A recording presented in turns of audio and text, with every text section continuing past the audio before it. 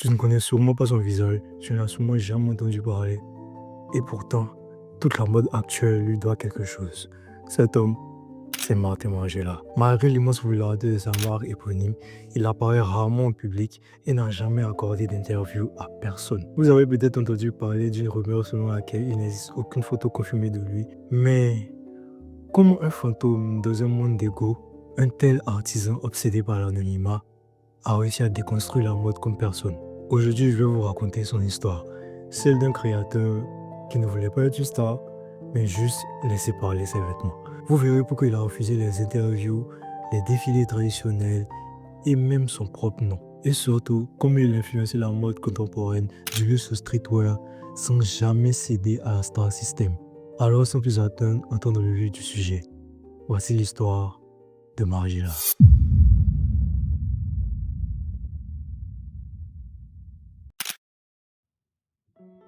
1957, Martin Margiela naît à Gand, en Belgique. Bien avant que la Belgique devienne un vivier de créateurs comme Raf Simons ou les Six d'Anvers. À cette époque, Gand est loin de l'univers de la mode. C'est une ville industrielle marquée par l'exploitation minière et bien plus proche des fumées d'usines que des podiums. Autrement dit, aucun lien direct avec les arts ni avec la mode. Mais un jour, tout bascule. Martin, enfin, assis devant une télévision noire et blanche, et ce qu'il voit à l'écran va bousculer sa vie. Un reportage sur Paco Rabanne et André Courrèges, deux créateurs révolutionnaires qui ont imposé leur vision de la mode dans une Europe encore marquée par l'après-guerre. Et là, c'est l'autre choc. Martin comprend que lui aussi veut faire ça. Créer, bousculer, créer des vêtements qui ont du sens. Et là, il s'inscrit un coup d'introduction à la mode. Et très vite, il s'aperçoit que c'est ce qu'il veut faire. Il décide donc de s'engager à fond. Il intègre l'Académie royale des beaux-arts d'Anvers, une école qui n'est pas encore célèbre à cette époque, mais qui va bientôt devenir un repère d'avant-gardistes. Là, il apprend tout. Le stylisme, la construction, les proportions, la couture, le langage du vêtement. Et en 1979, diplôme en poche, il se lance enfin. Mais attention, Martin ne crée pas pour lui. Il ne lance pas sa marque, il commence comme designer indépendant. Il travaille pour d'autres. Il prête sa vision, son œil, ses idées. Il n'a pas encore de mission personnelle. Il veut apprendre, observer, participer. Pendant 5 ans, il collabore avec différentes marques. Mais peu à peu, il sent qu'il stagne. Il veut aller plus loin. Il cherche une opportunité plus cohérente, un vrai tremplin. Et là, il le trouve. Il décroche un poste à plein temps chez l'un des créateurs de haute couture française qui repousse les limites de la mode. Et ce, au moment même où sa carrière prenait son envol. J'ai nommé Jean-Paul Gaultier. Et là, tout change. Paris, la capitale mondiale de la mode. La vitesse, les maisons, les shows, les ateliers. Rien à voir avec la Belgique. Pour Martin, c'est une école dans une école. Aux côtés de Gaultier, il découvre l'envers du décor de la haute couture, de la conception des vêtements à leur déploiement en boutique. Il touche à tout. Il apprend tout. Et surtout, il comprend ce que c'est un créateur de mode à part entière. Mais au bout de 3 ans, le feu intérieur le pousse à aller plus loin. Le même feu qui brûle chez tant d'assistants stylistes après des années d'ombre. Il ne veut plus suivre, il veut mener, créer sa propre vision, porter son propre nom. Et c'est là que l'histoire de Martin Margiela, le fantôme de la mode, commence à prendre vie. Un homme invisible, un homme réservé, un homme qui ne cherche jamais la lumière, mais qui s'apprête à la changer pour toujours. Ne vous fiez pas à son silence, car en 1988, quand Martin décide de lancer sa propre maison avec l'aide de son ami Jenny Merrentz, une passionnée de stratégie et de gestion, il ne se contente pas de faire une entrée discrète. Il fait sauter les côtes et sa toute première collection frappe fort. Les critiques de mode, habitués au podium sophistiqué et aux silhouettes conventionnelles, sont complètement pris de court. Margiela, lui, propose autre chose. Des vêtements déconstruits, des matières détournées, des coupes dérangeantes, étranges, incassables et surtout une manière inédite de présenter la mode. Sa présentation publique pour la collection Printemps-été 1989 n'a rien de show classique. Pas de base parisien, pas de lustre, pas de front robe brillant et choisit un petit café-théâtre en retrait, presque anonyme. À l'intérieur, secondo look. Une palette dominée par le noir, le blanc et le rouge. Et surtout, des mannequins au visage caché. Non pas pour faire le buzz, mais pour forcer le public à regarder le vêtement, à observer le travail, pas la personne. Un geste que Kanye West reprendra bien plus tard. Mais ici, c'est une déclaration de guerre au culte de l'image. Autre geste fort, Margiela fait marcher certains mannequins de la peinture rouge, juste avant leur entrée sur le podium. Résultat, elle laisse des empreintes rouges sur le sol. Mais pas n'importe quelles empreintes, celles des habits. Ces bottes à bout fondu, aujourd'hui iconiques, apparaissent pour la toute première fois sous les projecteurs. Mais leur histoire remonte bien plus loin. Au XVe siècle naissent les tabis. Des chaussettes fondues conçues pour être portées avec des sandales à lanières traditionnelles. Au fil du temps, ces tabis deviennent des jikai tabi. Je ne sais pas si je prononce bien. Jikai tabi. Des bottes d'extérieur portées dans la rue, au travail, dans la boue. Partout même d'ailleurs. Des objets utilitaires jamais destinés à la mode. Mais Margiela, durant ses études, tombe sur ses chaussures. Il est fasciné par leur forme, leur simplicité, leur histoire. Il se met à travailler lentement à leur réinvention et dès ce premier défilé, il dévoile sa version de la tabi. Couture étrange, fondue, futuriste. Les spectateurs dans la pénombre du théâtre ne les remarquent pas tous, mais les traces rouges au sol, elles, sont impossibles à ignorer. À la fin du show, les commandes pleuvent. Margiela vient de laisser son empreinte. Littéralement. Avant ce défilé, personne ne connaissait vraiment son nom. Il n'était qu'un ancien assistant de Jean-Paul Gaultier. Mais maintenant, le monde de la mode vient de prendre une claque. Beaucoup vous diront que la première impression est primordiale. Et de ce côté-là, c'est un sans faute. Mais dans le dessous de la mode, c'est la capacité à transformer un intérêt initial en une clientèle durable qui fait toute la différence. Après cette première collection, la pression était forte. Il continue à aller de l'avant et un an plus tard, il frappe encore plus fort. Printemps 1990, Margiela a gagné son défilé sur une aire de jeu. Une aire de jeu, idéalement. En banlieue parisienne. Pas dans un showroom, pas dans un musée. Du caoutchouc au sol, des toboggans en arrière-plan, des murs tagués, un décor brut, vivant, réel. Et il fait un choix radical. Ouvrir le show au public. Pas de badge, pas de siège réservé. Les enfants du quartier, eux, sont au premier rang. Pourquoi? Parce qu'il avait réquisitionné l'heure de jeu pour préparer le défilé. Et au lieu de s'excuser, il a préféré offrir quelque chose en retour. Il a contacté les écoles aux alentours et leur a proposé que les élèves que les invitations du show. 500 cartons faits à la main. Et pour les remercier, il les a tous invités. Le jour du défilé, les enfants rient, courent, posent, montent sur le podium. L'un d'eux même grimpe sur les épaules de mannequin. La presse est choquée. Mais Margiela, lui, sourit. Parce que c'est ça la voix odieuse pour lui. Par les rédacteurs cyniques, les enfants, les curieux, les vivants. Et au milieu de ce chaos, une collection incroyable. Des silhouettes larges à la taille, resserrées sur le haut, des robes translucides, des bottes à talons retravaillées, des matières hybrides, presque parfois accidentelles. C'est brutal mais précis.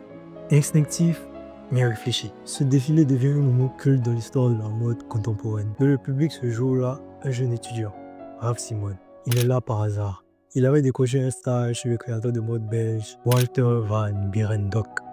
Je ne sais pas si je prononce bien encore une fois, mais il avouait qu'une carrière dans la mode lui déplaisait et qu'il préférait le design mobilier. Mais ce jour-là, en voyant la collection de Margiela, tout bascule. Raf comprend que la mode peut être plus qu'un vêtement. Elle peut être un langage, une critique, une performance. Et c'est là qu'il décide de devenir créateur. Aujourd'hui, Raf est l'un des créateurs les plus prolifiques du moment.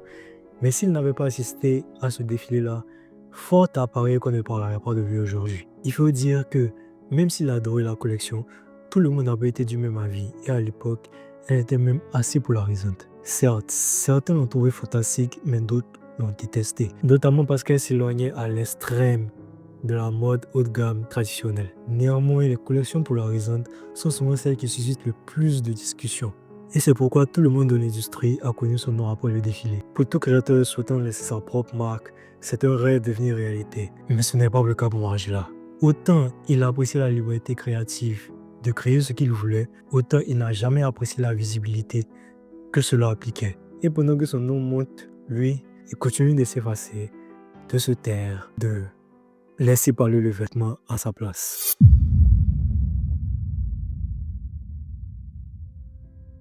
À la fin des années 1990, Margiela prépare sa plus grande œuvre, pas une collection, pas une silhouette, mais sa disparition. Ce n'est pas un coup de com', ce n'est pas une crise, c'est une décision longuement réfléchie. D'un côté, il a toujours été profondément réservé, ce n'est pas nouveau. Il a toujours préféré l'ombre à la lumière. Mais de l'autre, il a une vision philosophique derrière tout ça. Margiela pense que la mode doit parler d'elle-même, pas par le visage de celui qui la crée, mais par le vêtement lui-même. Et c'est vrai, Dans la mode, on adore coller une tête sur une marque. Carl chez Chanel, McQueen chez Alexander McQueen. Mais Martin, lui, rejette cette logique. Il veut qu'on regarde les coutures, pas le couturier. Alors, il agit. Il cesse toute apparition publique. Plus de saluts à faire des défilés, plus de portraits. Il refuse les interviews, il refuse les photos. Il efface son nom de la communication de la maison. Et très vite, une rumeur commence à courir. Il n'existe aucune photo de Martin Margiela. C'est faux. Des photos existent. Oui, elles sont rares. Oui, elles ont souvent été prises discrètement lors des séances photos oubliées ou par des paparazzis. Mais Martin sait très bien qu'elles circulent. Et c'est là où c'est malin. Il entretenait le flou. Il ne dit pas « regardez-moi », il ne dit pas « cachez-moi ». Il laisse les gens spéculer. Et ce mystère devient un élément central de sa légende parce qu'il crée du manque. Regarde l'étiquette Margiela. Au début, tu vois une étiquette blanche, tu vois une couture, tu vois un rectangle vide et tu te dis « il manque quelque chose ». Exactement. Et c'est voulu. Ensuite, il repousse l'idée encore plus loin. Il remplace l'étiquette vierge par une grille de chiffres. 1 à 23. 3 lignes, aucun mot. Et pour les dos, tu fais une pièce, un chiffre est encerclé. Par exemple, 22 pour les chaussures, 10 pour les pièces hommes, 6 pour M6, saline contemporaine pour femmes, 0 pour les pièces artisanales. C'est codé, c'est crépide, c'est minimaliste. Mais surtout, c'est une façon de dire, si tu sais, tu sais. C'est brillant parce que plus tu t'intéresses à la marque, plus tu découvres. Plus tu essaies de creuser, plus tu veux comprendre. Un autre excellent exemple du concept du quelque chose manque est cette photo célèbre de l'univers Margiela. Les employés de la maison posent ensemble, ils sont tous en blouse blanche et au centre, une chaise vide. Cette chaise symbolique est celle de Martin.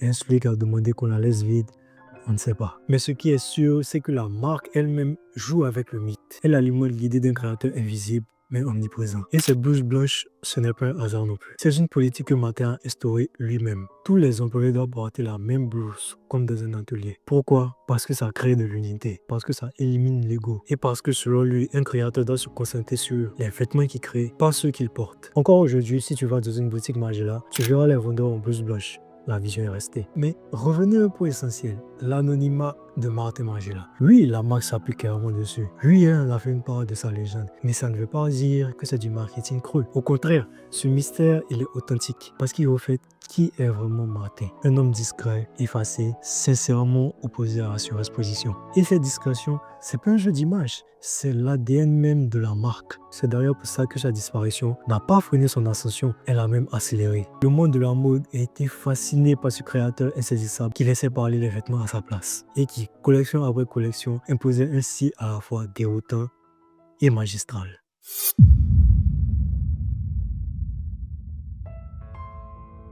Toujours dans l'ombre et dans sa disparition, Martin ne reste pas immobile. En 1997, surprise, il devient directeur artistique de Hermès. Oui, Hermès, la maison du cuir, de l'élégance classique, de la discrétion millimétrée. Rien à voir avec la mode punk et déconstruite de Margiela. Même Jean-Louis Dumas, président de Hermès, lui lance une vanne. Tu ne vas pas découvrir nos sacs, j'espère. Hein? Et pourtant, il lui faut confiance. Et ils ont eu raison. Margiela ne vient pas casser Hermès, il vient la réinterpréter. Il propose des collections sobres, intelligentes et raffinées. Des vêtements parfaitement coupés, élégants, ultra fonctionnels. Il explore un autre luxe, celui de la discrétion absolue. Certaines pièces d'Hermès à cette époque ressemblent presque à des versions haute couture de son propre travail chez Margiela. C'est comme s'il s'autorisait à montrer une autre facette de lui-même. Il reste jusqu'en 2003. 12 collections, pas de gros buzz, pas de scandale, il fait juste du bon travail. Et c'est un chapitre fascinant de sa carrière. Les collections qu'il a livrées chez Hermès étaient magnifiques, sans aucun doute. Mais ce qui intrigue vraiment, c'est ce qui l'a poussé à accepter ce poste. Comme on l'avait plus tôt, le choix à ce point. Un créateur aussi réservé, aussi indépendant, qui accepte de prêter son nom à une grande maison de luxe ultra exposée. C'était inattendu. Mais peut-être c'est ce même feu intérieur, celui qui l'a poussé à quitter son poste d'assistant styliste et à lancer sa propre marque, qui l'a mené là. Après tout, beaucoup de créateurs de mode finissent un jour par rejoindre une maison historique. Et sur ce point,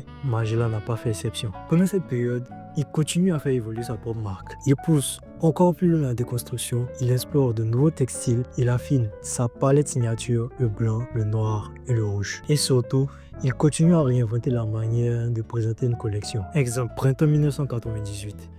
Aucun mannequin. Les vêtements sont tenus sur des cintres. par des employés. Pourquoi? Parce que chaque pièce est conçue pour être complètement plate lorsqu'elle n'est pas portée. Il ne s'agit pas de les mettre sur un corps, mais de montrer leur architecture. Une idée simple, poétique et profondément intelligente. Margiela devient, au début des années 2000, l'un des créateurs les plus respectés de sa génération. Pas grâce à sa visibilité, mais grâce à sa cohérence. Il crée un style, une éthique, un langage. Et plus il disparaît, plus sa légende s'apprécie. Mais dans l'ombre, la fatigue s'installe. Et bientôt, il prendra une décision définitive.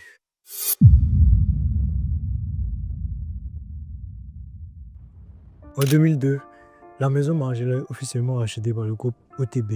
Ce conglomérat de mode fondé par Renzo Rosso, également fondateur de Diesel, détient plusieurs maisons comme Marni, Jil Sander et Amiri, pour ne citer qu'elles. On ne sait pas avec certitude pourquoi Margiela a décidé de vendre à ce moment-là, mais ce n'est pas surprenant non plus. Pour une marque indépendante, ranger de groupes plus large est souvent une étape logique. Cela permet de se développer, de sécuriser les financements et de déléguer de la logistique. Mais à l'époque, une autre rumeur circule. Martin veut tout simplement quitter la mode. Et cette fois-ci, ce n'est pas seulement une rumeur. En 2008, Martin Margiela quitte officiellement la mode. Sans discours, sans conférence de presse, sans au revoir. Mais quelques années plus tard, après avoir reçu un prix au Belgian Fashion Award, il publie un court texte. J'avais le sentiment de ne plus pouvoir faire face à la pression mondiale croissante et aux exigences croissantes du secteur. Il ajoute, j'ai également regretté la surdose d'informations véhiculées par les réseaux sociaux qui a anéanti l'excitation du poids et a annulé tout effet de surprise si fondamental pour moi. Tout est dit. Margiela est un homme du silence, du geste, du mystère. Et dans un monde ultra connecté, il ne trouvait plus sa place. Après son départ, OTB décide de ne pas nommer de successeur immédiat. C'est rare, mais ici c'est totalement justifié. Margiela est une marque construite sans figure visible. Donc, imposer un nom, c'est trahir le concept. L'équipe de création interne continue donc à faire tourner la maison. On ne connaît pas leur nom, mais leur travail, lui, parle, circule partout. Et même là où on ne s'y attend pas. Petit flashback. Tu te souviens des mannequins masqués en 1989? À l'époque, ça choquait. Mais quelques années plus tard, un certain Kanye West a repris le concept. Kanye est un fan inconditionnel de Margiela. Il le cite même dans une chanson. C'est quoi cette veste? Margiela, les docteurs disent que je suis malade parce que je souffre de réalisme. Beaucoup pensent qu'il parle de la blouse blanche Margiela qui rappelle celle de médecin. Mais surtout, lors de sa tournée Yeezus, Kanye est entièrement habillé par Margiela. Et ce qui marque les masques. Masques de dentelle, masques en mousseline brodée, masques couverts de bijoux, inspirés directement des collections couture automne 2012 et 2013 de la maison. Ces masques sont devenus iconiques, presque aussi célèbres que les chansons elles-mêmes. Et quand on demande pourquoi il les porte, Kanye répond pour que le public voit l'art, pas le visage. Pour que l'attention se porte sur ce qu'il crée, pas ce qu'il est. Ça te rappelle quelqu'un? Oui, Margiela. Encore une fois, le vêtement avant l'ego.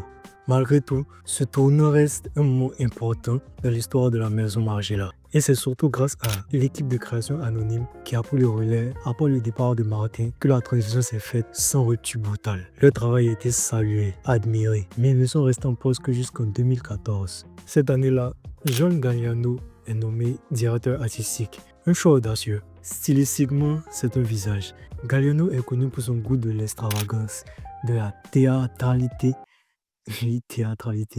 et des narrations excessives, loin du silence méthodique de Margiela. Mais ce choix est aussi controversé sur le plan personnel. En 2011, Galliano était au cœur d'un scandale retentissant, accusé d'avoir tenu des propos antisémitistes lors d'une altercation dans un bar parisien. Il est arrêté, jugé et démis de ses fonctions chez Dior. Il nie dans un premier temps, mais son avocat évoque un état d'épuisement extrême aggravé par l'addiction. Reconnu coupable, il disparaît presque entièrement de la scène mode, sauf un bref passage chez Oscar de la Renta. Et puis, en 2014, sans tout attendre, le groupe OTB lui offre une vraie chance en lui confiant la direction artistique de Margiela. Une décision risquée, forcément polémique. Mais selon Lorenzo Rosso, fondateur d'OTB, il s'agissait d'ouvrir un nouveau chapitre, tout en gardant foi en la puissance de Galliano pour continuer l'histoire.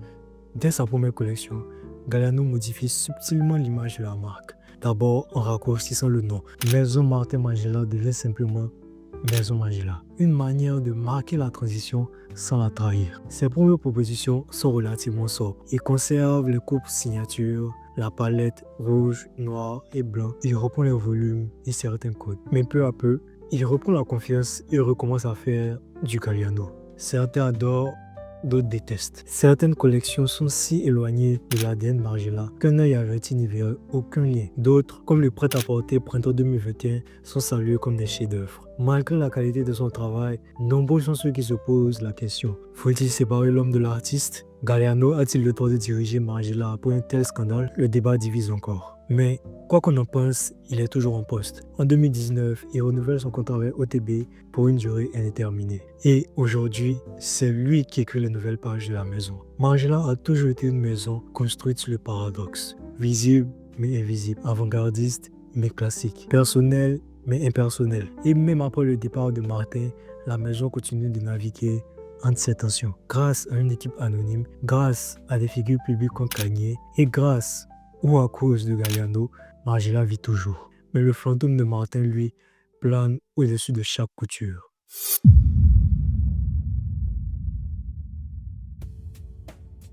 Avant de conclure, il reste encore quelques questions essentielles à se poser, notamment celle-ci. Comment une maison fondée sur le silence et le mystère peut-elle encore exister dans un monde où tout est surexposé? Dans un secteur où l'image est reine, où les TikTok durent 8 secondes et où les marques défilent à Dubaï et sur Instagram, comment Margiela tient encore debout? Et pourtant, elle tient. Et même plus que ça. Elle inspire, elle fascine, elle polarise. Parce qu'au fond, le silence est devenu sa signature. Et que cette signature est adossée à des années d'innovation, de savoir-faire et de constance. Margiela a bâti une communauté fidèle qui reconnaît les coupes, les idées, les matières, sans même avoir besoin de lire une étiquette. Mais la maison a aussi compris qu'on ne peut pas survivre uniquement sur l'aura du passé. C'est pour ça qu'elle a osé des choses, parfois surprenantes, comme cette fameuse collaboration avec H&M. Sur le papier, ça choque. Une marque qui est anti-commerciale, anti-fast fashion, qui s'associe avec une marque qui est vue comme son opposé. Et pourtant, les pièces étaient là, reconnaissables, fidèles à l'esprit Margiela. Des silhouettes fortes, des coupes oversize, des reprises de classiques. Certains ont crié à la trahison, d'autres y ont vu une passerelle vers un nouveau public. Et soyez honnêtes, la mode, c'est aussi un business. Ce n'est pas le seul exemple. Sous Galliano, Margiela a aussi fait une collaboration avec Reebok, fusionnant deux modèles de sneakers pour créer des hybrides inattendus. Margiela et Reebok. Tu l'aurais imaginé en 97? Non. Mais en 2020, c'est réel. Et c'est plutôt bien passé. Est-ce que d'autres collaborations suivront? Probablement. Quand on a bossé avec H&M, Reebok et Kanye, tout est possible. Cela nous amène à la situation actuelle de la marque. Et une question demeure. Où est passé Martin Margiela? Depuis 2008, plus de défilés, plus de présence. Martin a quitté la mode. Et comme à son habitude, il a laissé un vide. Un silence presque total. Même pendant ces années d'activité, il ne parlait pas beaucoup. Donc après la retraite, c'est le néant. Mais en 2021, contre toute attente, il refait surface. Pas dans un studio, pas dans une interview, mais dans une galerie d'art. À Paris, Martin Margiela expose pour la première fois ses œuvres personnelles. Sculpture, peinture, installation. Un travail intime, silencieux, tactile. Pas un comeback, une métamorphose. Et quand on regarde ses œuvres, on sent que ce n'est pas un caprice. Il a mis 3 ans à préparer cette exposition. 3 ans de création hors projecteur. Et même si cela ressemble à un adieu à la mode, ça sonne aussi comme un enrichissement. Est-ce dommage?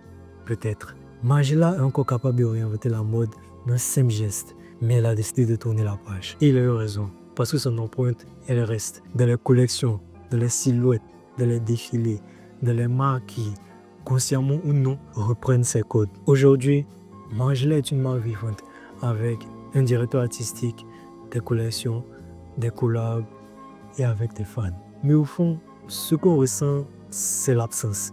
Et cette absence est devenue sa force. Martin Margiela, l'homme invisible, l'homme qu'on n'a jamais vu, mais qu'on reconnaît à chaque couture, à chaque pile, à chaque idée. Et s'il y a bien une chose que tu dois retenir, ce n'est pas parce qu'il n'est pas là qu'il n'est pas présent. Au contraire, Margiela est partout, mais toujours dans l'ombre. Merci d'être resté avec moi pour ce récit parfois riche en informations sur Margiela. Si la vidéo t'a plu, n'hésite pas à mettre un pouce bleu et à t'abonner. Ouais, je parle vraiment comme des youtubeurs là. Je parle vraiment comme des youtubeurs là, ouais, je sais. Bon, bref, c'est Chris Emerson et on se dit à la prochaine pour une autre vidéo. Peace!